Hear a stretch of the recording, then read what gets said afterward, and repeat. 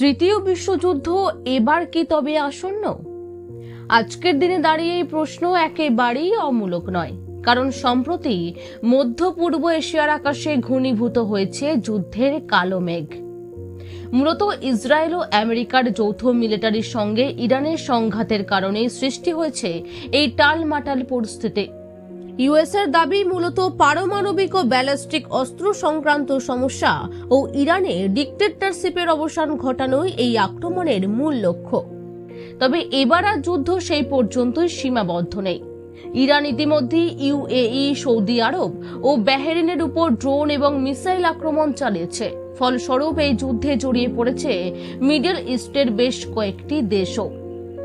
এখন প্রশ্ন, ইরানের উপর মিসাইল হামলা চালিয়েছে তো ইউএসএ এবং ইসরায়েল, তবে ইরানের বাকি দেশগুলির উপর আক্রমণ করার কারণটা কি? আসলে ইরানের মতে মিডল ইস্টের যেসব দেশে আমেরিকান মিলিটারি বেস রয়েছে সেসব দেশই তাদের শত্রু, অর্থাৎ যুদ্ধ অনিবার্য।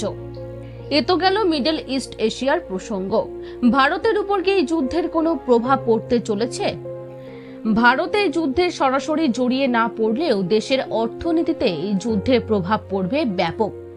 প্রথমত, ভারতের বেশিরভাগ তেলের আমদানি হয় ইরান ও ইউএই এর মাঝে স্ট্রেট অফ হরমুজ রুটে। এই যুদ্ধের সময় স্বাভাবিকভাবেই সেই পথ বন্ধ হয়ে গেলে থেমে যাবে তেল আমদানি। ফলস্বরূপ দাম বাড়বে পেট্রোল ডিজেলের। এছাড়াও এই যুদ্ধের ফলে মুদ্রাস্ফীতিও বাড়বে ব্যাপক হারে। এছাড়াও ইরান, ইউএই সহ মিডল ইস্টের বাকি দেশগুলিতে প্রায় 9 থেকে 10 মিলিয়ন ভারতীয় আছে।